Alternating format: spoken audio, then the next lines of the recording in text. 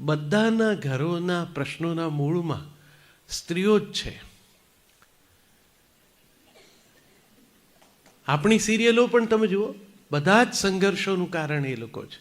એટલે પેલી બહુ જૂની ચવાઈને ચૂંથો થઈ ગયેલી ઉક્તિ સ્ત્રીની દુશ્મન સ્ત્રી એ યાદ આવે.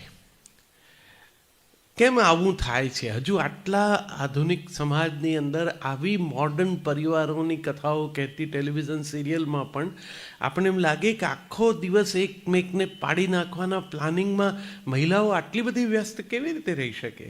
હવે તો કોઈને, અને ઘણામાં તો બહેનો પાછી પોતપોતાના વ્યવસાયમાં અને પ્રોફેશનમાં અને કંઈક ઘણી વ્યસ્ત હોય તોય આટલો સમય કાઢી શકે. પુરુષો તો બરાબર છે કે એ તો એમના ઘરમાંથી બહાર નીકળ્યા એટલે ઘર સાથેનું આખી સિસ્ટમ કટ કરી શકવાની એમનામાં ક્ષમતા છે, અને તો જ એ સર્વાઈવ થાય આ વાતાવરણમાં. પણ બહેનો આટલો બધો સમય આને માટે કેમ આપે? સ્ત્રી પાત્રો પણ તમે જુઓ ને સ્ક્રીન પર બહુ ઇન્ટરેસ્ટિંગ હોય છે. તમે કોઈ ઘરમાં અહીંયા કે ત્યાં કે જ્યાં પણ કોઈ બેન દીકરીઓને ચોટલો વાળેલી કે અંબોડા સાથેની જોઈ એક કે સિરિયલમાં? તમારી મમ્મીએ, બાએ તમને આમ બે ગોઠણ વચ્ચે આમ ભરાવી અને માથામાં આમ તેલ ભર્યું હશે, પાંથીએ પાંથીએ, ને થપ થપ થપ કર્યું હશે, અને તમે કાંઈ નહીં કહી શક્યા હો, અને પછી આમ ટાણીને ચોટલો વાળ્યો હશે રિબન સાથેનો. કોણ જાણે કેમ ભવિષ્યમાં તમે પણ કરી શકો કે મહિલા મંડળમાં ચોટલા વાળવાની સ્પર્ધા. બહુ ઓછાને આવડશે. મને હમણાંથી મારું આ રિસર્ચ છે, હું બહુ ધ્યાનથી જોઉં છું કે આ જે રીતે મમ્મી આમ વાળી નાખતી હતી મારી બહેનોની, તો એ એવી ઝડપથી ને એવી કુશળતાથી આ લોકો ચોટલા વાળી શકે? કારણ કે આમાં તો એક પડદા ઉપર તો ક્યાંય દેખાતા નથી. જેના પણ ઘરમાં જાઓ, આર્થિક સ્થિતિ જે પણ હોય, તમે બધાને છૂટા સરસ કોરા પ્રોપરલી ગોઠવાયેલા વાળવાળા જ જુઓ. સવારથી નિંદરમાંથી ઉઠે ત્યાંથી જ એ લોકો એટલા બધા આમ ગમી જાય એવા હોય છે. આપણને આપણા માળા વિશે વિચાર થાય, પણ એ વાસ્તવિકતા છે. આ જે છે એ તો ઇલ્યુઝન છે. પણ સમાજ કંઈક જબરજસ્ત રીતે બદલાવ તરફ જઈ રહ્યો છે. જૂનું છે એ છોડવા સામે વાંધો હોય જ ન શકે જો એ યોગ્ય ન હોય તો. કે બધાએ પણ એ જેમ મારા એક ગીતમાં પણ મેં એવો એક સરસ ઉલ્લેખ કર્યો છે કે એ જે માઓ હતી ને આમ તાણીને વાળ બાંધી આપતી હતી, એ એટલા માટે બાંધી આપતી હતી કે કાલે આ દીકરી હવામાં લહેરાતા ખુલ્લા વાળ સાથે સ્વતંત્રતાથી ફરી શકે. એ વખતના સુખને અથવા એના આનંદને કે એના વૈભવને એ આનંદી શકે એ માટે આજે આની પણ જરૂર છે. આ વાળ બાંધવા તાણીને એ શિસ્ત છે, એ તાલીમ છે. સંસ્કાર વારસામાં જડત્વનો હું આગ્રહી નથી, પણ એના અર્થોને સેજ ઉકેલીએ તો આપણને ખબર પડે કે આજે જે દીકરીઓ સરસ રીતે એમના વાળને આમ પ્રોજેક્ટ કરી શકે છે, એમની મમ્મીઓએ બહુ ધ્યાન રાખ્યું છે દીકરીઓના વાળનું, અને એ જ રીતે દીકરીઓના વ્યક્તિત્વનું પણ. આજે આટલી બહેનો અહીંયા આવીને રજૂઆત કરી શકે છે, આખું વર્ષ આટલી પ્રવૃત્તિ કરી શકે, આટલા વર્ષોથી તમારું મંડળ ચાલે છે. એનો અર્થ જ એ કે ધીરે ધીરે કરતાં બધાએ બદલાવને સ્વીકાર્યો તો છે, પણ પોતપોતાની પરંપરા જે કુટુંબોની એની સુગંધ પણ સાચવવા જેવી. તમે કરતા જશો, પણ વર્ષે એકાદ વાર લગ્ન ગીતો ગાવાની, હરીફાઈ નહીં પણ ઉત્સવ એવું કરવું. અત્યારે તો અમને કલાકારોને તો બહુ આનંદ થાય, સરસ બુકિંગ મળે તો સરસ સુરીલા સુરીલા ગાયકો આવીને આપણા કુટુંબના લગ્ન ગીતો આપણા પરિવારના પ્રસંગમાં ગાય છે. પણ એક સમય હતો ને જ્યારે તમારામાંથી કેટલાય એવા હશે કે જેના લગ્નમાં કુટુંબના બહેનોએ જ ગાયું હશે.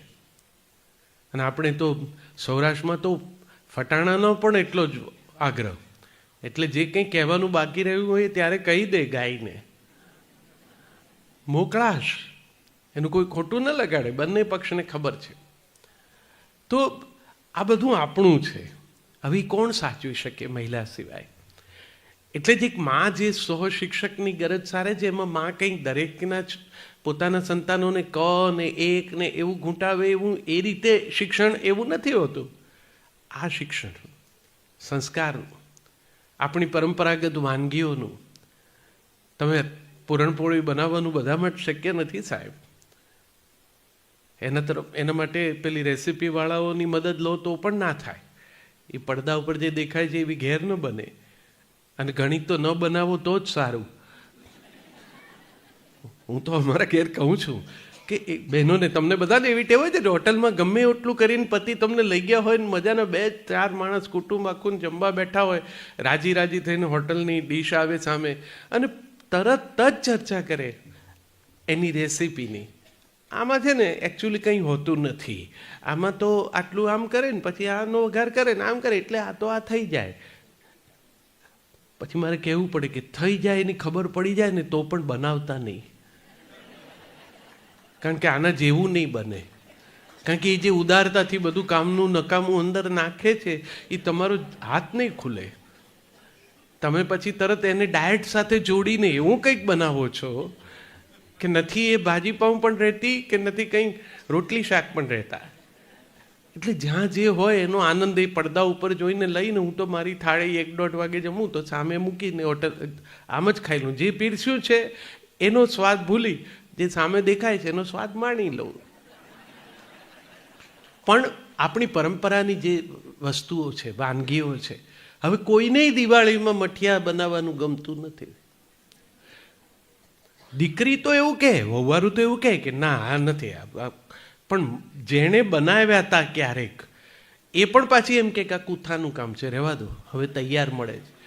એનો અર્થ કે એ રાત તો જોતી જ હતી. બાની બીકે જ અત્યાર સુધી સાંભળેલું ચાલ્યું હતું. પણ જેવી તક મળી તો પડતું મૂક્યું, બહુ નહીં છોડી દીધી કે બેટા આપણે કાંઈ બનાવવા, જે વસ્તુ બહાર બને જ છે, તૈયાર છે, બહુ આગ્રહ હોય તો લાવીને જાતે આપણા તેલમાં તળીએ. પણ તળવાનો કસબ, મઠિયું તળવું કોઈ સાધારણ ઘટના છે? એના કુશળ ચાખનારા હોય ને સાહેબ, જોઈને કહી દે કે આ બરોબર થયું છે, નથી થયું, લાલ થયું, ધોળું થયું, કેવું થયું. તો આ કોકને એમ લાગે કે આ રસોડામાં બાંધી રાખવાવાળી વાત છે, એટલા માટે નથી કહેતો. સ્વાદ પણ સંસ્કાર છે, એ પણ સચવાવા જોઈએ. મારી મા જે રીતે મોહનથાળ બનાવતી હતી એવું હવે નથી બનતો તો અમે મોહનથાળ બનાવતા જ નથી. મેં કીધું આ રહેવા દેજો. આની સાથે મારી જિંદગીના અમુક વર્ષો જોડાયેલા છે, એની સ્મૃતિ મારા મનમાં છે. તમારા મમ્મી સરસ જ બનાવે છે, પણ આની સાથે મારી લાગણી છે, એટલે એના સિવાય કાંઈ બનાવાય તો ચાલે. એટલું બધું આપણા બધાના જીવનમાં આપણે આપણી ધ્યાન બહાર સ્વાદ સ્મૃતિમાં સચવાયેલા હોય છે. કાકીના હાથના પૂરણપોળીના, ફોઈના હાથના ભજીયાના, આ બધું આપણું છે. એની સાથે આપણી અંગતતા છે, એ આપણો પરિવાર છે. આજે ઘણાના ઘરોમાં તમે દિવાળીમાં પહેલાં તો એક શાંતિભાઈ આપણા ઘેર આવે, આપણે પાછા શાંતિભાઈના ઘેર જઈએ દિવાળીમાં. એક જ ઠેકાણ બધા મળી લીધું, સ્નેહ મિલન એવું નહોતું. ઘેર ઘેર જઈને રિપીટ સ્નેહ મિલન. એનું એક કારણ કે આમના ઘેર કચોરી બહુ સરસ હોય છે અને એ પાછા રાહ જુએ કે તમે એ જ કચોરી ખાઓ અને વખાણ કરો. તમારા જેવી કચોરી ક્યાંય નહીં. એની જે મજા આવે ગૃહિણીને પોતાની બધી મહેનત વસૂલ થયાનો, તો એ એવા બધા નાના નાના આનંદો, એ આપણા આનંદો છે જીવનમાં. બધા કંઈ સુનિતા વિલિયમની જેમ અવકાશમાં ન ઉડે. આપણે આપણા આનંદના અવકાશમાં ઉડવાનું. આપણા આ આનંદો છે. અત્યારે થયું છે શું, એવી બધી કથાઓ કહીને તમને એટલા બધા અભાવોથી અમે લોકોએ ઘેરી લીધા છે સ્ત્રી સ્વાતંત્ર્યના નામે, કે તમને પોતાના જીવનના જે ખરેખર મહામૂલા આનંદો છે એના તરફ ધ્યાન જ નથી જતું. કે આ તો કોઈને ન મળે એવા મને મળ્યા છે. પણ દરેકને એમ છે કે જે છે એના સિવાયનું કંઈ પારકે ભાણે લાડુ. આ મોબાઈલ જેવું છે ને દાંપત્યમાં પણ, તમને તમારી પાસે હોય એ સિવાયનો જ સારો લાગે. અને આ લોકો દર વખતે નવી નવી એમાં સુવિધાઓ મૂકે, એટલે તમને સારો ચાલતો હોય તો એમ થાય કે આ વખતે આ મૂકી દઈએ કે બીજો લઈએ, કારણ કે એમાં આ સગવડ છે. જીવનસાથી સાથે તો એવું શક્ય નથી. જે સગવડ અગવડવાળો છે એની સાથે રહેવાનું છે. બે સુવિધા એનામાં ઓછી હોય પણ નવામાં બદલાયેલી હોય એવી પેલાનામાં જૂનામાં હોય જેના હવે તમે હેવાયા થઈ ગયા. એટલે મોડેલ બદલાય તો તમને પાછા ગૂંચવાઈ જાઓ. એના કરતાં આપણાથી આ 7-7 વર્ષ 7-7 જન્મોના દાંપત્યનો આગ્રહ જ એટલે છે કે જેને આટલો તૈયાર કર્યો હોય એને હવે 8મા જન્મમાં પાછો નવો એક નવાને તૈયાર કરવો ને એને નહીં. બહેનો તરત જ ઉત્સાહથી એવું કહે છે કે તમારા બાએ કેવા આપ્યા હતા મને અને મેં કેવા કરી. અત્યારે તો હવે શિયાળો ચાલે જ, તમે જોજો. ઓહો હો, દરેકના ઘરમાં એક સ્વાસ્થ્ય માટેનું એક આંદોલન ચાલે અને દરેક પતિઓ બિચારા આવા થોડા ઘણા. અને હવે ભાઈ તમારે તો ડાક્ટરોની સાથે રોજનું નિસ્બત ને એ જે રોગો શોધી કાઢે છે એની દવાઓ તમે બનાવો એટલે તમને તો ફાયદો જ છે. પણ જેને પણ આમ પત્નીઓ જ એક બહુ અદ્ભુત હોય છે જે પતિનું સ્વાસ્થ્ય એની નાડ પારખે છે. એટલે એ જ લઈ જાય ડૉક્ટર પાસે પહેલી વાર અને પછી ડાક્ટર સાહેબ આખું ચેકઅપ કરે, બધા રિપોર્ટ્સ કાઢે અને પછી સાંજે ફરી બોલાવે અને કહે કે જુઓ બ્લડ પ્રેશર તો છે જ, ડાયાબિટીસ અત્યારે બોર્ડર પર છે પણ નક્કી નહીં, અને કોલેસ્ટ્રોલની બાબતમાં તો ચોક્કસ ધ્યાન રાખવું પડે એવું છે. એ આખા વાર્તાલાપ દરમિયાન જે સુરક્ષા ગાર્ડ તરીકે તમારી સાથે આવ્યા છે તમારા પત્ની, એ તરત જ કે હું નહોતી કહેતી. જે ભણવામાં પેલા માણસે જીવનના 15-20 વર્ષ કાઢી નાખ્યા મેડિસિનના, એ આને એમને ખબર છે. અને કેમ? કારણ કે કલ્પ્રિટ તો એ જ છે. એક રોટલી ખાવ તો વાંધો નથી, હજુ સહેજ ઘી ચોપડ્યું તો કંઈ ખોટું નહીં, કોકવાર તો ખવાય. આ કોકવાર તો ખવાય એટલું અદ્ભુત વાક્ય છે ને સાહેબ, પણ એ કોક કેટલી વાર એ તો કોઈ કહેતું જ નથી. અને સાહેબ પછી એ જે રોગ ભેગા થયા, હવે શું કરવું? એટલે ડાક્ટર સાહેબ 40 મિનિટનો એક મંત્ર આપે છે. એમાં કહે છે કે 40 મિનિટ તો ચાલવા જાવ જ. હવે આ 40 મિનિટ આમ ગમે તેમ લાગતી હશે, પણ જ્યારે જેને ચાલવા જવાનો નિર્ણય લેવાનો હોય ને એને બહુ આકરો પડે. હવે આ શિયાળામાં એની રમઝટ હોય છે દરેક ઘરમાં, પતિને 40 મિનિટ ચાલવા મોકલવા. અને ઈશ્વર કૃપાથી સ્વાસ્થ્ય સારા થઈ ગયા હોય એટલે એ પ્રકારના ટ્રેક પેન્ટને બધું ઝટ મળે નહીં, એટલે XXL પ્રકારના લઈ આવવા પડે. એ બધા લાવે. દોરી વગરના બૂટ બિચારી ગૃહિણી લઈ આવે, કારણ કે પેલા વાંકા વળીને તો દોરી બાંધી ન શકે. અને આ બધું રાતના જમાવટ કરે, કાલે ચાલવા જવાનું છે નક્કી. અને રવિવારનો થાક છે એ સોમવારે એક્સટેન્ડ થાય એટલે સોમે ના જાય. મંગળે બીજા સારા કામ કરવાના હોય, બુધવારે બેવડાય, એટલે ગુરુવારે તો ધકેલે. આરંભે ગુરુ શ્રેષ્ઠ. સાહેબ પેલા વડીલ ઊભા થાય, એ ડ્રેક પેન્ટમાં પોતાને સમાવે, બૂટમાં પગ નાખે, પ્રેમાળ પત્ની છેક દરવાજા સુધી મૂકવા આવે, લગભગ ધક્કો મારીને મોકલે. મોર્નિંગ સ્કૂલમાં છોકરા મોકલતા હોય ને એવું સિચ્યુએશન હોય. અને એ પછી જે બગીચામાં જાય ભાઈ, દરવાજાથી પહેલો નજીકનો બાંકડો હોય ને ત્યાં જગ્યા જમાવે, ત્યાં આમ સાક્ષી ભાવથી બીજાને દોડતા જોઈ લે. એનાથી પણ એમનામાં ફેર પડતો એવું એમને લાગે, પરસેવો થઈ જતો હશે બધાને દોડતા જોઈ. આવો માણસ 8-10 દિવસ પછી રાતથી જ બૂટ પહેરીને સૂવા માંડે. હવે પત્નીને ચિંતા થાય, આમ કેમ? એટલે એ તો ગૃહિણીને એક ઈશ્વરે છે ને 6th સેન્સ આપી હોય છે. એ તમારા હૈયામાં ઉગું થતા ફૂલની કળી હજુ આવી હોય ને તે સૂંઘી શકે. એટલે તમે નીકળો પછી એ નીકળે, સાડી નીચે બૂટ પહેરીને. તમે જે ત્યાં જઈને આમ આસન જમાવો, પછી તો એને ખબર પડે જ કે આ કંઈક ઇન્સેન્ટિવ ભાળી ગયા છે એટલે જાય છે. આને બગીચાના ક્યારામાં ઉગેલા ફૂલની ખબર નથી પડતી, પણ નવું ટી-શર્ટ દાખલ થાય તો તરત ખબર પડે. પત્નીને બહુ ચિંતા એટલા માટે છે તમારા સ્વાસ્થ્યની, અને સાથે સાથે આ તમારી ઇતર પ્રવૃત્તિની. ઈશ્વરે એને એ શક્તિ આપી છે આ સર્વાઈવલ માટેની. તો એ જે ચિંતા એની છે એમાં એ હંમેશા એમ કહે છે કે આવું કેમ કરવું પડે છે મારે, કે તમારી મમ્મીએ તમારું જે ધ્યાન રાખવું જોઈતું હતું એ ન રાખ્યું, અને જોયું તમને કેવા મને સોંપ્યા તે મેં તમને હવે આજે આવા સરસ બનાવ્યા. અને ઈશ્વર એવી વ્યવસ્થા ગોઠવી છે, પુરુષો પરણે ત્યારે બહુ સારા નથી લાગતા. તમે ખાતરી કરવી હોય તો ઘેર જઈને આજે તમારા લગ્નનું આલ્બમ જોજો. છોકરાઓની સાથે બેસીને તો જોશો જ નહીં હો, નહીં તો તરત જ કહેશે મમ્મીને આમને શું જોઈને તે હા પાડી હતી. પણ પછી આમ 30-40 વર્ષ વીતી જાય ને પછી આમ બિઝનેસમાં જરા સેટલ થયા હોય, સમાજમાં એક સંતોષ ગૌરવ સાથેની એક વિશેષ જગ્યા હોય, એવું એક વ્યક્તિત્વ પુરુષનું બને. પ્રકૃતિએ એવી વ્યવસ્થા કરી છે કે સ્ત્રી પહેલાં બહુ જ સુંદર લાગે છે તો પુરુષ એની પાછળ ફરે છે, પછી પુરુષ જરા પ્રતિભાવાન લાગે, સફળ પુરુષ, એટલે સ્ત્રી એના તરફ વળે. અને એમ આ સાયુજ્ય છેક સુધી સચવાયેલું રહે. આ સંગાતમાં રસ એ કેળવવા માટે કુદરતે તો પોતાના તરફથી કરવું જોઈએ, એ કર્યું જ છે. આપણે આપણા તરફથી એને થોડું ઓળખી લેવાનું છે. તો એવી આ વ્યવસ્થામાં જ્યારે એક મહિલા મંડળ પોતાના આટલા વર્ષો પૂરા કરે, આટલી બહેનો આવું બધું કરવા માટે ઘરેથી તો બહાર નીકળતી હશે ને.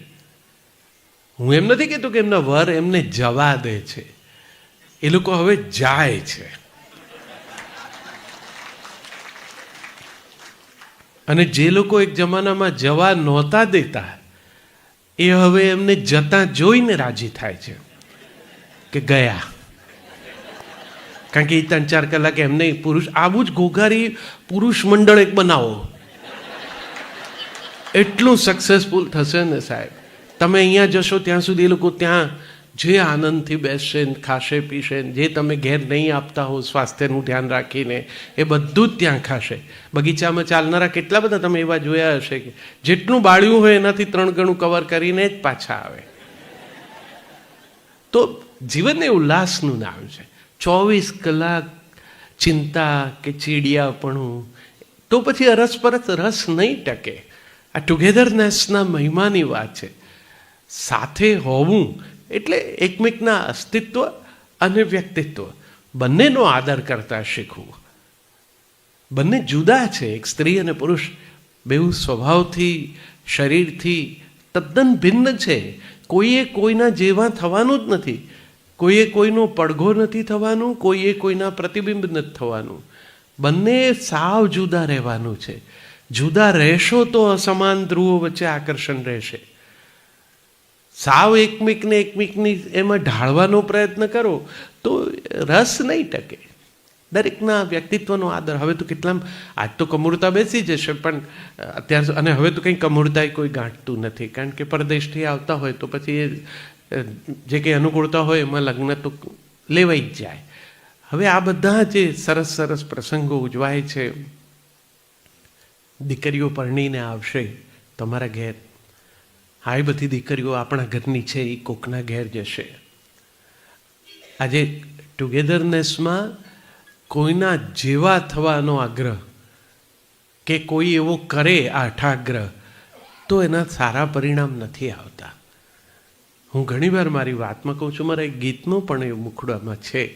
દીકરી જે આવે છે ને આપણા ઘેર, તમે નર્સરીમાંથી જેમ કોઈ છોડ લાવો અને તમારે ઘેર ક્યારામાં એને રોપો, ત્યારે જે ધ્યાન રાખો છો, સરસ મજાનું આમ પેલું એની આજુબાજુનું જે પ્લાસ્ટિકનું કાળું કવર હોય કાઢી નાખો, તમારો ક્યારો, એમાં સરસ માટી, ખાતર, પાણી, સૂર્યપ્રકાશ બધું ધ્યાન રાખીને પછી તમે પેલા છોડની સામું જોઈને કહો કે હવે આપણો જે બેસ્ટ ક્યારો છે ને એમાં સારામાં સારી રીતે તૈયાર થશે. અને પરિણામે તમે એની આજુબાજુની બધી માટી બધું સોય ઝાટકી સાફ કરી મૂળિયા પાણીમાં ધોઈ અને આપણા ક્યારામાં રોપી અને રાહ જોયા કરો કે હવે ક્યારે મોરે. તો એ શક્ય નથી, વાર લાગે છે. કેમ? કારણ કે જે તમારા ક્યારામાં એ પોતાના મૂળ નાખીને એ ક્યારાની માટી સાથે પોતાનો પરિચય કેળવે, એમાં જે સમય લાગે, એ સમય દરમિયાન એ પોતાનું પોષણ શેમાંથી લે? એ તો પેલી જે માટી એની સાથે આવી હતી ને એમાંથી લે. તો એના મમ્મી પપ્પાના ઘરના સંસ્કાર, ત્યાંનું વાતાવરણ, એ તાલીમ, એ બધું લઈને એ તમારે ત્યાં આવે છે. થોડો વખત એને એની સાથે જ રોપાય, પછી ધીરે ધીરે ક્યારાની માટીને પોતાની કરી જ લે. જે લોકો શરૂઆતથી જ પોતાની શૈલીમાં ઢાળવાના પ્રયત્નો કરે છે એમાં આ ટુગેધરનેસ બહુ આકાર લેતી નથી. પરમાત્માએ આપણને બધાને શીખવાડવા માટેના એટલા બધા ઉદાહરણો આપણી આસપાસ રાખ્યા છે, પણ આપણું ધ્યાન એના તરફ એ રીતે જતું નથી. એના અર્થઘટનો કરવાની જરૂર છે. મારી વાતોમાં ઘણીવાર એ આવે છે, આપણે બધાએ જે પહેલી વાર્તા સાંભળી છે, એક હતો ચકો ને એક હતી ચકી. ચકી લાવી ચોખાનો દાણો, ચકો લાવ્યો મગનો દાણો, બેઉ જણાએ ખીચડી બનાવી. આખી વાર્તા આપણને બધાને ખબર જ છે. પણ બહુ જ આરંભની આ પહેલી જ વાર્તામાં આપણને આ ટુગેધરનેસ એટલે શું એનો સંદેશો મળી જ ગયો છે. ચકો ને ચકી બંનેએ પ્રયત્ન કર્યો છે, બંને ભેગા થઈને ખીચડી બનાવે છે. એક જણ ચોખાનો દાણો લાવે છે, એક જણ મગનો દાણો લાવે છે, અને સાથે મળીને જે ખીચડી બનાવે છે. ત્યાં સુધી આ સાથ છે, સંગાત છે. હવે એનો સ્વાદ માણવાની જ વાર છે માત્ર. અને એક જણને વિચાર આવે કે ના, હું જ બધી ખીચડી ખાઈ જાઉં. ત્યારે કાળિયો કૂતરો એન્ટર થાય છે. ચકાચકીને માળો બનાવતા જુઓ ને તો પણ તમને શીખવા મળી જાય. ચકો ને ચકી બંને ઉડે છે, બંને તણખલા લાવે છે પોતાના માળા માટે. એમના માળામાં બંનેની પસંદગીના તણખલા હોય છે. સહેજ અનુકૂળ ન હોય ને તો આમ નીચે નાખી દે અને પછી બીજું લેવા ઉડે, કોઈ થાકની ફરિયાદ વગર.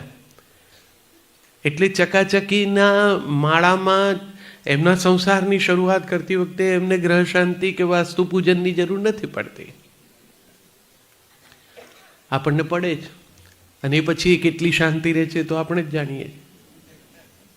કેટલી બધી વિધિ કરીને ગોઠવાયા હો છો તો પણ દિવાળી ઉપર રંગ કરવા પેલો ઉત્તર ભારતથી આવેલો રંગારો શેડ કાર્ડ આપે એટલે double graduate husband and wife white અને ઓફ વ્હાઇટ વિશે લડી પડે.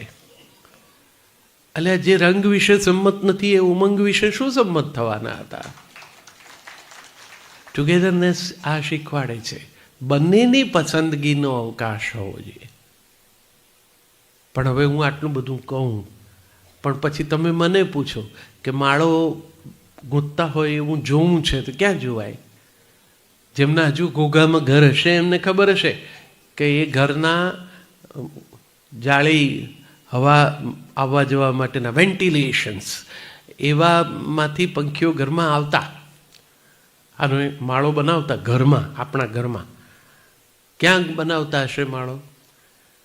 ભીંત ઉપર જે વડીલોની તસવીરો હતી ને એની પાછળ. હવે વડીલ ક્યાં છે? મહાનગરના ઘરમાં 3 રૂમ રસોડું, 4 રૂમ રસોડું, 5 રૂમ રસોડાવાળા ઘરમાં નથી. અને એમની તસવીર જો ભૂલે ચૂકે રાખી હોય, પણ પેલા ઇન્ટિરિયર ડિઝાઇનર આવે એટલે તરત જ કે વોલના કલર સાથે મેચ નથી થતું. ભલા માણસ, એ દાદાનો ફોટો દિવાલ સાથે મેચ ના કરવાનો હોય, દિવાલે દાદા સાથે મેચ થવાનું હોય. ના હોય તો એનો રંગ બદલ, આનો રંગ ના બદલાય. આ તો આપણો રંગ છે, આપણી ઓળખ છે, આપણો પરિવાર છે. પણ એ જે હતા ને એની પાછળ બે માળા ગૂંથતા હતા.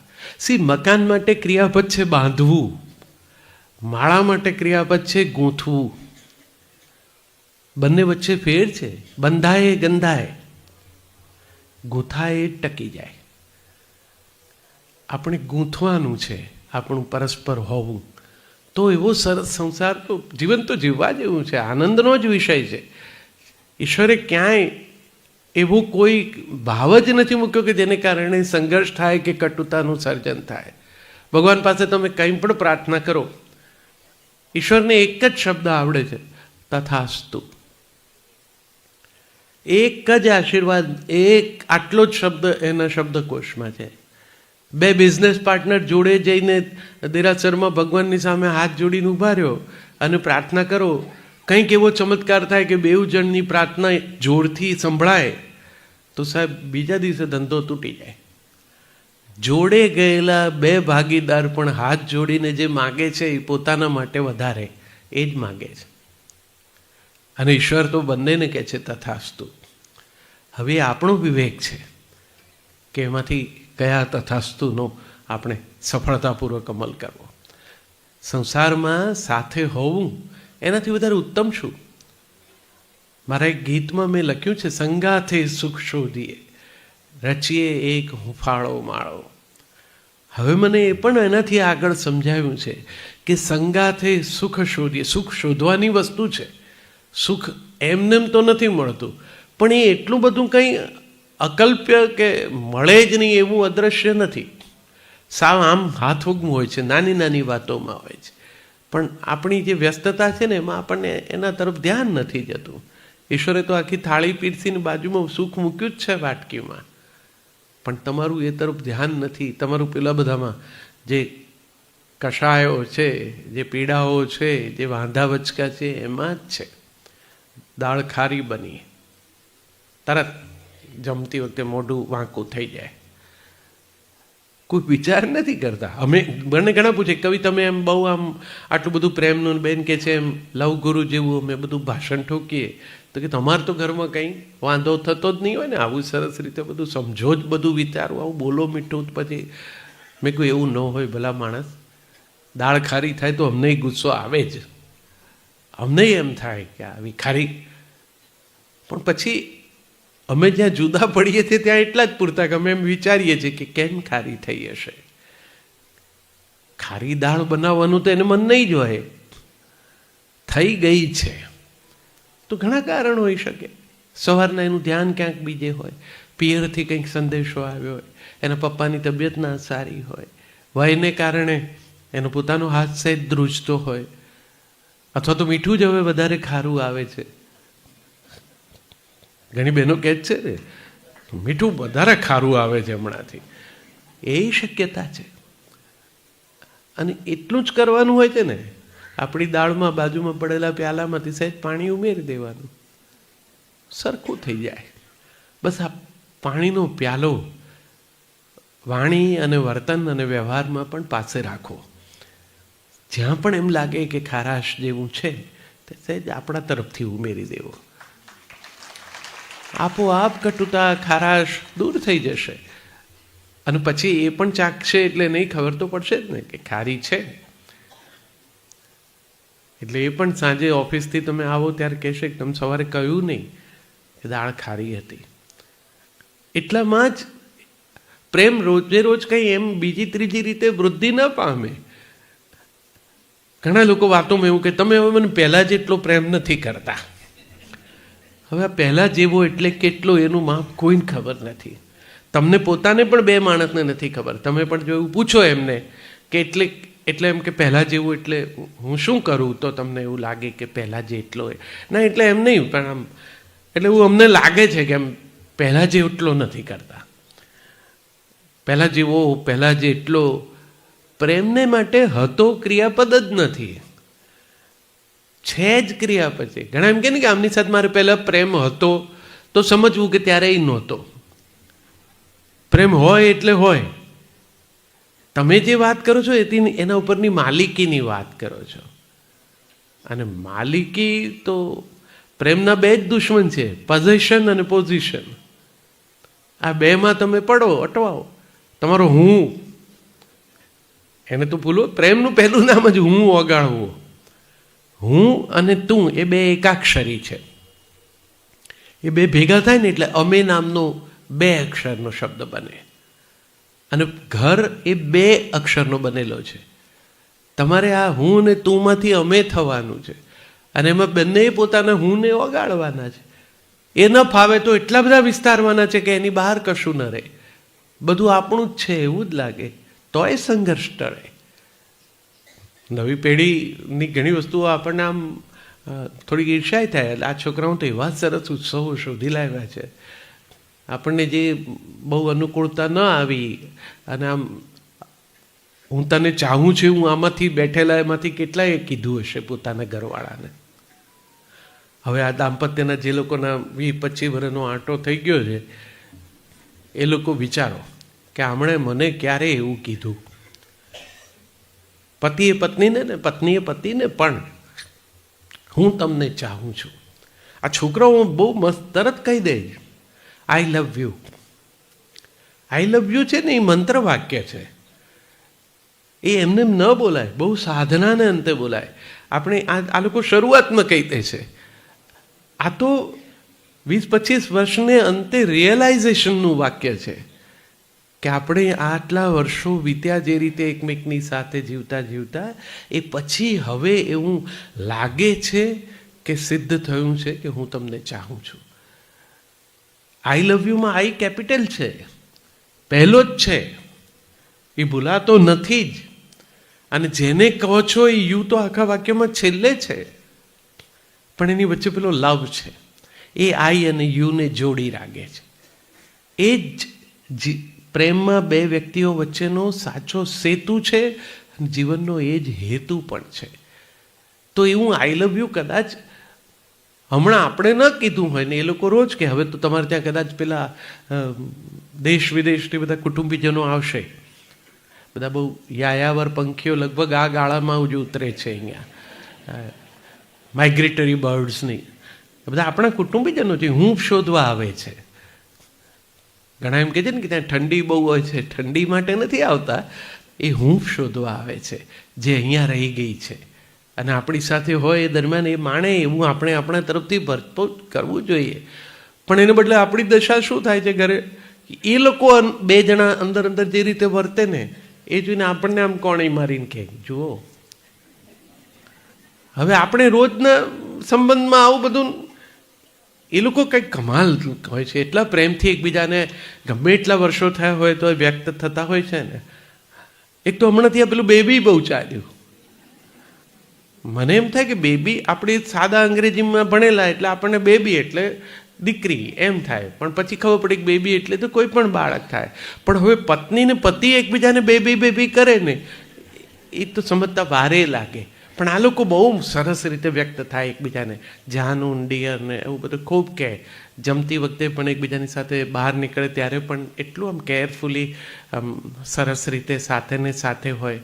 આપણા વાળા હોય તો આપણે એમ કે જુઓ એમ કે આવી રીતે હોય, અને આપણા જ ઘેર આવીને આપણું સળગાવે.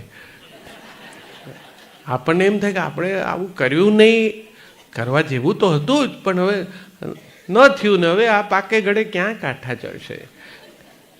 પણ એમાં કંઈ એમાંથી આવું બધું આવે છે પહેલાં જેટલો ને પહેલાં જેવો ને આમના જેવો ને, એવું હોતું નથી. પ્રેમ તો જ્યારે જેમ છે તેમ અભિવ્યક્તિની શૈલી બદલાય એટલું જ માત્ર છે. આપ તમારા બધા જે થોડાક મારી એજ તો મારાથી પણ થોડા વડીલો હશે એમને ખબર હશે, રસ્તો ક્રોસ કરો ને અહીંયા અમદાવાદમાં એટલે પત્ની જોડે હોય ને તો આમ હાથ પકડીને આમ ધીરે રહીને, ટ્રાફિક હોય છે બહુ મુશ્કેલ થઈ ગયું છે હવે તો, આમ બે જણા રસ્તો ઓળંગીને આ બાજુ આવે ને ત્યારે ધીરે રહીને આપણા હાથમાંથી હાથ કાઢ લે. આપણે એમ થાય કે આ ક્યાં કોકનો પકડ્યો હતો, આ તો આપણે બે જણા છીએ. પણ આપણે એવા આમન્યા અને એવા સહજ સંકોચના વાતાવરણમાં મોટા થયા છીએ કે આપણને પબ્લિક ડેમોન્સ્ટ્રેશન ઓફ લવ બહુ ફાવતું નથી. એટલે આપણે ધીરે રહીને આમ કાઢી લઈએ. એમાં કંઈ પ્રેમ ઓછો નથી, પણ હવે એ હાથ પકડીને ચાલતા હોય, આપણા વાળા હાથ છોડાવીને ચાલે. પ્રેમ ક્યાંય ઓછો નથી થતો હતો. મને ઘણી વખત એ મારા યુવાન દોસ્તોને પણ સમજાવવાનું મન થાય કે અમારી ને તમારી શૈલીમાં ફેર છે. તમે તમારા પપ્પા મમ્મીને એમની જુવારીમાં જોયા ના જ હોય ને, એટલે તમને ના ખબર હોય કે અમે અમારા પત્ની કે પત્નીએ પતિ સાથે કેવી લાગણી કેવી રીતે વ્યક્ત કરતા હતા. તમે થોડુંક અમે હોઈએ આજુબાજુ તોય કરો છો, તે અમને સારું લાગે છે જોઈને, એમાં કંઈ અમને ઈર્ષા નથી થતી. પણ તમારી કોપી એ ન થાય અમારાથી. અમે દુકાનેથી કે ઓફિસેથી ઘેર આવી અને એક સમયે પ્રેમથી આમ પત્નીને મળીએ ને આમ કોક વળી વધારે રોમેન્ટિક હોય તો આમ સરસ રીતે વાલથી કમરમાં હાથ નાખીને આમ ગોળ ચકડી ફરે ને આ બધું કર્યાના ઘણાના અનુભવો હશે, એવું કંઈ નહીં. હવે એવું ન થાય. હવે એવું કરવા જાવ તો મુશ્કેલી ઊભી થાય. ચકરડી ભરવા જાઓ તો બાપ તમારી કમરના પ્રશ્નો થાય, અને એમની કમર તો હાથમાં આવે કે ના આવે. હવે શૈલી બદલાય. હવે એવું કદાચ કાલા ન કાઢી શકીએ આપણે. હવે હું ઘણા બધા ઠેકાણે જુદે જુદે ઠેકાણે પ્રવાસે જવા જાઉં તો પહેલાં મારી બેગ હોય તો એ ભરી આપે સરસ, કયા રંગના જબ્બા કયા કાર્યક્રમમાં સારા લાગશે ને આ તેને વ્યવસ્થિત રીતે કરીને ગોઠવીને મૂકતા. પછી હવે આટલા વર્ષે હું મારી પસંદગી હોય એ પ્રમાણે ગોઠવી દઉં. એ લગભગ બેગ જોતાય નથી આવીને. પણ એ બેગ તૈયાર થઈ જાય ને પછી એક વાત ચોક્કસ પૂછે છે, દવા લીધી? હવે એ દવાનું પૂછે છે. To care is to love. કાળજી એ પ્રેમ છે. હવે એ રીતે વ્યક્ત થાય, અને એ રીતે વ્યક્ત થાય એ પણ એટલો જ પ્રામાણિક અને પ્રસન્નકર હોય છે. તો એવા પ્રેમ સાથે, પ્રેમનું બીજું નામ જ સમજણ છે. અન્ડરસ્ટેન્ડિંગ ઇઝ લવ. પ્રેમની નાનામાં નાની અને સૌથી સાચી વ્યાખ્યા જ આ છે. બે જણા એકમેકને સમજો એનું નામ પ્રેમ. પણ રાતોરાત સમજાય નહીં, એટલે એની પાછળ જિંદગીના 50 વર્ષ આપવા પડે. કારણ કે બંને દાખલા અઘરા છે, એટલી સહેલાઈથી ઉકલી જાય એવી રકમ નથી. પણ ધીરે ધીરે કરતાં ખ્યાલ આવી જાય. એટલે ખરી મજા તો એ પછી જ આવે છે, પછી જ ખબર પડે. કારણ કે બંને જણા પ્રેડિક્ટ કરી શકે કે આ હવે શું કરશે. સૌરાષ્ટ્રના મિત્રો છે, એમને ખબર છે. આપણે ત્યાં બોલીમાં એક પ્રયોગ છે, હેવાયા થઈ જવું. એકમેકના હેવાયા થઈ જાય. દાદા દાદી સાથે જીવતા જીવતા છે ને, બેવના ચહેરા સરખા લાગવા માંડે. આ ટુગેધરનેસની ઇમ્પેક્ટ છે. દાંપત્યમાં જ્યારે પરણો છો અથવા હવે લગ્નોમાં જતા હશો, આપણે પણ ત્યારે ઉતાવળમાં આપણને પણ મંત્રો તો સાંભળ્યા અને સમજ્યા ન હોઈએ, પણ એમાં 7મી પ્રતિજ્ઞા બહુ અગત્યની છે. એમાં કહ્યું છે, 7 પગલાં સાથે ચાલીને સખા સપ્તપદી ભવ. આપણે 7 પગલાં સાથે ચાલીને મિત્ર થયા. આપણી ભારતીય લગ્ન વ્યવસ્થામાં, એની વિધિમાં આ પવિત્રતમ ભાવ છે કે સાથે જે 2 જણ જોડાયા છે એમણે ક્યાં સુધી પહોંચવાનું છે. દાંપત્યમાં કોઈ કોઈનું ધણી બને, નાથ બને એવી કોઈ વાત આપણી પરંપરામાં છે જ નહીં. આ તો પછી ઉમેરાયેલા છે. આપણી તો દાંપત્યની વ્યાખ્યાનું શિખર જ એ છે, હવે આપણે બંને એકમેકના મિત્ર થયા. બંને એ મૈત્રી સિદ્ધ કરવાની છે ટુગેધરનેસમાં. ત્યાં સુધીનો ગાળો પતિ પત્નીનો છે.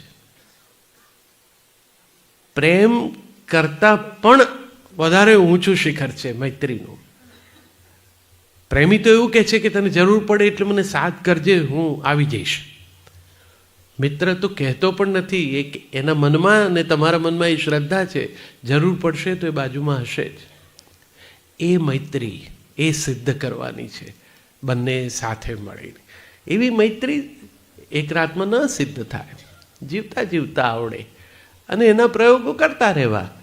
મનોચિકિત્સકો હંમેશા એમ કહે છે કે જ્યારે ક્યારેક આ ઓછો થઈ ગયો ને વધી ગયો ને ઓટ આવી ગઈ ને એવું બધું લાગે ને, ત્યારે એક ફ્લેશબેક ટેકનિક અપનાવવી 2 જણાએ. પાછા વળીને જોવું કે જ્યારે બહુ હતો એવું લાગતું હતું ત્યારે આપણે શું કરતા હતા. બસ એ યાદ કરવું.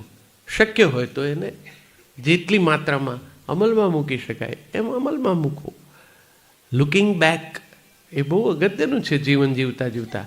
2 જણાએ એકમેકની આંખોમાં જ જોયા કરવાને બદલે સાથે મળીને એક દિશામાં જોવું એ દાંપત્યની પ્રગતિનું સૂત્ર છે. પણ જ્યાં પહોંચ્યા છો ત્યાંથી પાછા વળીને પાછળ શું છે, શું હતું એ જોશો તો જ્યાં છો એનું ગૌરવ થશે. તો એવી રીતે જીવતા જીવતા આ સંગાતનો મહિમા જ્યારે માણતા હોઈએ ત્યારે જીવન બહુ આનંદમય લાગે. બાળકોને પણ સંતોષ થાય છે. છોકરાઓ પણ આપણને ઓબ્ઝર્વ કરતા હોય છે. આપણે જે રીતે વર્તીએ છીએ હરસપરસ, એનો જ પ્રતિભાવ એ લોકોના દાંપત્યમાં પણ જોવા મળે છે. એટલે આપણી જવાબદારી ઘણી વધી જાય છે. મહિલા મંડળોએ સાથે મળીને સરસ મજાના એ પોતાના કિશોરભાઈના યૌવનના સમયના એ સરસ અનુભવો બહેનોએ ભેગી થઈને જાત જાતની રમતો વગેરે કરીને કરવા જ જોઈએ. એ ચાર્જિંગ પોઈન્ટ્સ છે. એટલે જેવી બેટરી ડાઉન થવા માંડી હોય તો આમાં એક સરસ સમય સાથે મળીને તમે બધા જેવી રીતે ગાળો છો એવી રીતે ગાળો તો પાછા રિચાર્જ થઈ જાઓ અને વળી પાછા બેટરી છે બાપ ઓછી તો થવાની જ. એક ધારી એક સરખી કાયમ માટે રહે એવું કોઈનામાં થયું નથી, થઈ શકે પણ નહીં. એને રોજ મોડિફાય કરવી પડે, ચાર્જ કરવી પડે, ત્યારે આ વ્યવસ્થા લગ્ન નામની એ વ્યવસ્થિત ચાલે. ટુગેધરનેસ બધાએ પરણિત જવું એવું તો હવેની પેઢી પણ આગ્રહ નથી રાખતી. બધાને જીવન સુખી કરી આપે એવા જીવનસાથી તરીકે પત્ની કે પતિ જ હોવા જોઈએ અથવા હોય તો જ સુખી થવા એવી ભ્રમણામાં પણ હવે કોઈ નથી. આપણું સુખ આપણી ભીતર છે જ. આપણને આપણાથી વધારે ઉત્તમ કોઈની કંપની જ નથી. આ બધા વિચારો હવે એ રીતે આવ્યા કે તમે કોને ચાહો છો એમાં તમારો પહેલો જવાબ એ જ હોય, હું મને ચાહું છું. તમે પહેલાં તમને ચાહો, તમારું ગૌરવ કરો. પરિવારની જરૂરિયાતના સંદર્ભમાં જ્યારે જે સમય આપવો જોઈતો હતો ત્યારે તે આપ્યો. હવે આ સમય મારો છે, મી ટાઈમ. હવે તમે સ્પેસની અપેક્ષા રાખો છો તો રાખી જ શકાય. અધિકાર છે તમારો કે સ્પેસ તમને મળવી પણ જોઈએ. ઘણા લોકો આમ બહુ દુઃખ વ્યક્ત કરીને અમારી તો સેન્ડવિચ પેઢી છે, પહેલાં બાનું માન્યું હવે વહુનું માનીએ છે, અમારું તો કોઈએ માન્યું નહીં. અરે બેન, તે તારું નથી માન્યું. તને અંદરથી જે અવાજ આવે છે કે મારે હવે થોડુંક આવું કરવું છે તો થોડુંક એવું કર ને. મેં એક પુસ્તક લખ્યું હતું કોફી બ્રેક નામનું, એ મેનોપોઝના સંદર્ભમાં હતું કે એક માને એ રિયલાઇઝ થાય છે કે હું પોતાના માટે તો જીવી જ નહીં.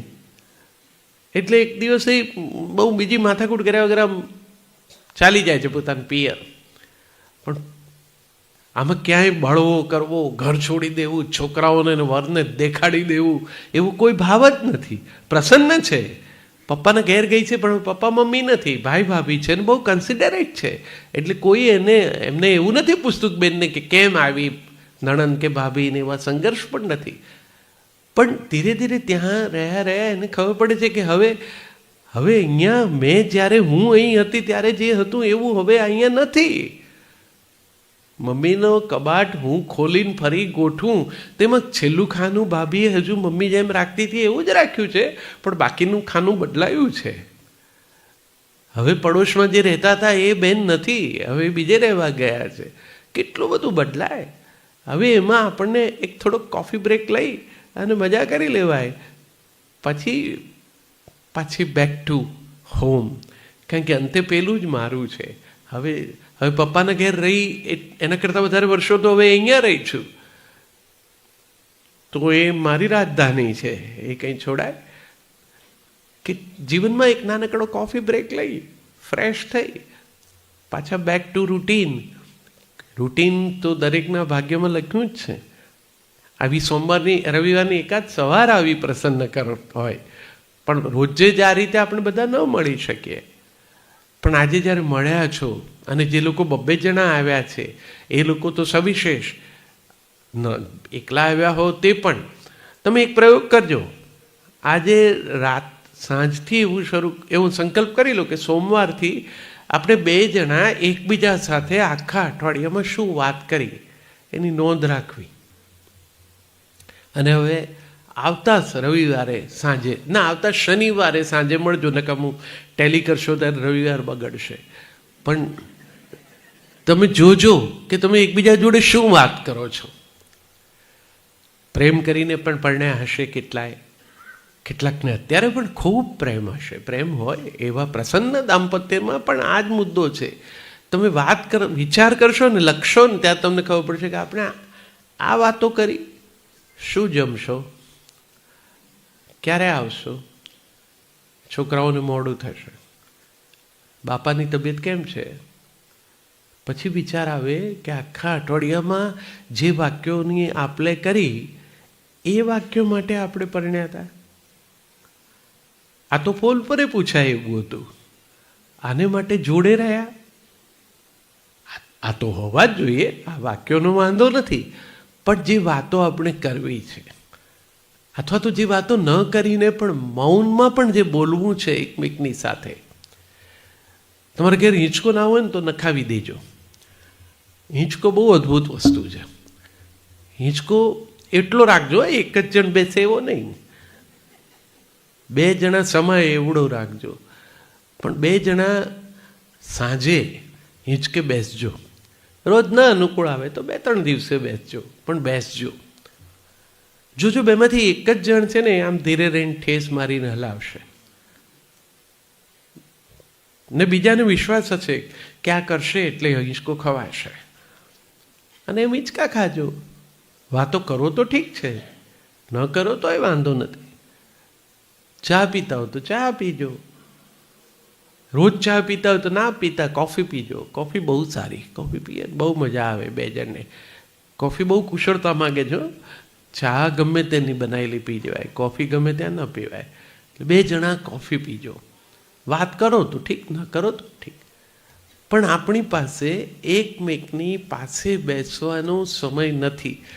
એટલે આ હવે જે આવા સામાજિક મંડળો છે ને, એણે આ બાબતે એવી એક જાગૃતિ આપણે બધાએ અરસપરસ કેળવવી જોઈએ કે 2-3 દિવસે એક દિવસ એવો હોવો જોઈએ કે આખું કુટુંબ, એટલે કે હવે તો કુટુંબ એટલે કેટલા જણ? તમે 2 જણા ને છોકરાઓ, વહુ હોય, દીકરી પરણાવી દીધી હોય તો કંઈક એકાદ દિવસ સાંજે જમાઈને દીકરી આવે, એટલા જણ હો.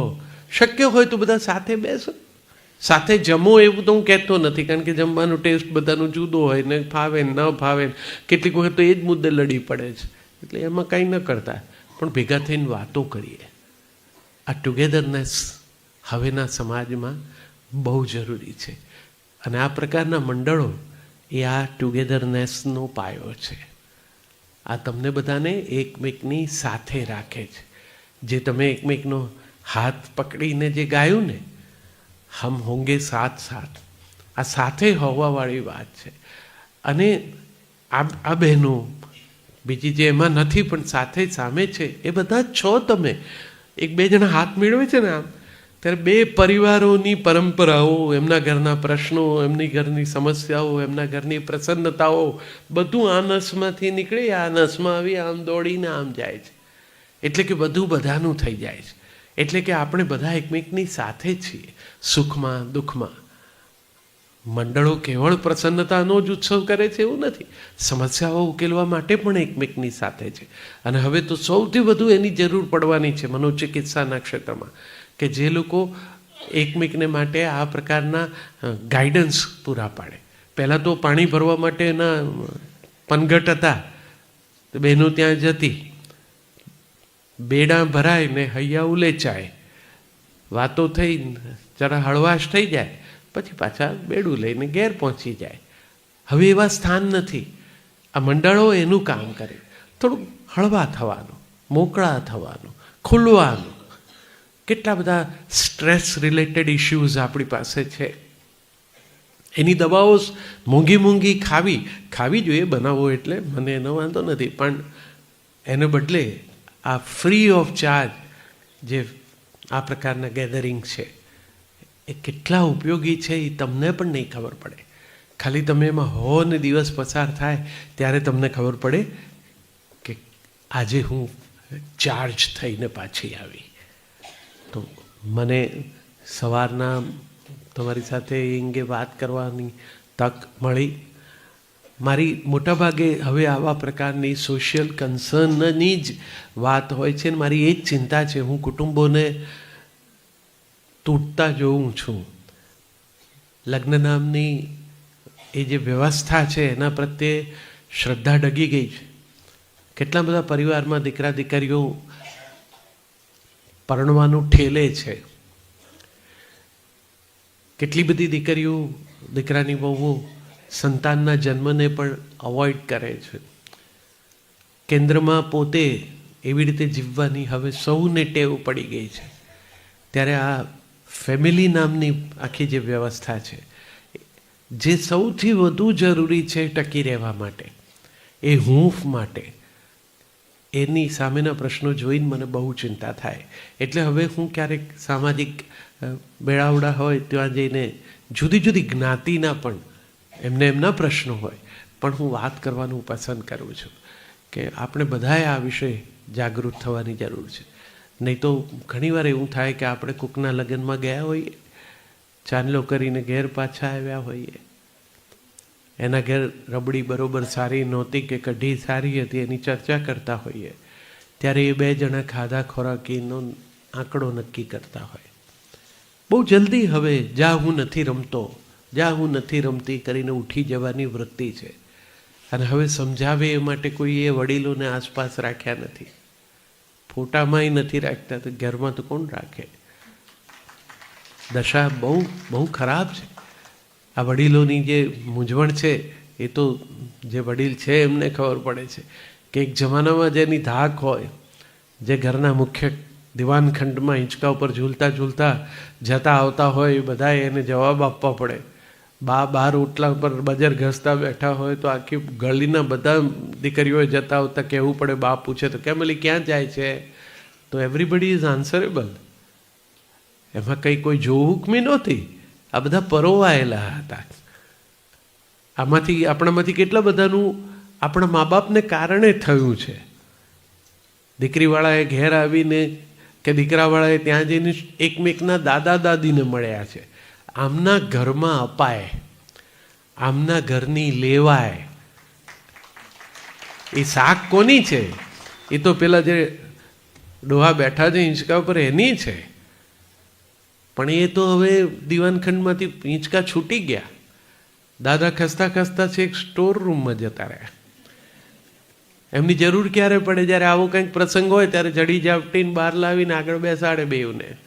કારણ કે સામેવાળા વાત કરશે તો 5 પેઢીની વાત ખોલશે તો આપણને તો આ પડોશીની ખબર છે પણ પોતાના કુટુંબનાની તો ખબર નથી. એના ગયા પછી બા કહેશે અહીંયા ન કરાય, એની ફોઈ ગાંડી હતી. બાને યાદ છે, એનો આખો પેલીનોય વડલો યાદ છે. આ બધા કશું, આ વ્યવસ્થાઓ કશી અકારણ નહોતી. એટલે જ્યાં જેના ઘરમાં હોય, જેમ અમારા લોક સાહિત્યકારો કહે છે, દશા એવી થઈ છે કે 6 દીકરાની માં હોય ને, આપણે એમ થાય 6 ફૂટના દીકરાના ખોળામાં માં માથું રાખી શકે એવું નથી, એવી દશા છે. આ 6 રૂમના બંગલામાં તો એની જગ્યા નથી જ નથી, પણ ખોળામાં નથી બાપના દીકરાના. એવા સંજોગો પરિવારોમાં ના આવે. કોઈને હું સંયુક્ત કુટુંબનો મહિમા ગાન કરીને કંઈ કહેવા માગતો નથી, કારણ કે બધાને બધા પ્રશ્નો હોય ને, એ સાચા હોય ને એ અંગત હોય. આપણે એમાં પડવું નથી. આપણે તો માત્ર આ વેલ્યુઝની વાત કરવી. બસ એવો આદર સચવાય. તમારા વડીલ માટે તમારો આદર, એ તમારા બાળકો જોશે એટલે આપોઆપ તમારે માટે એમનો આદર. આપણા વાર્ધક્યને સાચવી રાખવાની સૌથી સાદી સરળ રીત આટલી જ છે, પરોવો. આપણે એમને પરોવશું, એ દોરામાં આગળ એ પરોવાશે અને એમ આખો એક સરસ સમાજ આપણો ઊભો થશે. બહુ આનંદ. સલાહ સૂચના જેવું લાગ્યું હોય તો ક્ષમા, પણ હું આમાંથી ઘણાને તો આપી શકું એવડી ઉંમરમાં પણ છું, કારણ કે આ કંઈ એમને એમ નથી થયા. એટલે અને પાછા એવા જ રાખ્યા છે હો. એટલે આમાં કંઈ કર્યું નથી. ને આપણે ત્યાં કોણ જાણે, રૂપિયા ને વાળ બંનેમાં લોકોને દોડાનો વાંધો છે.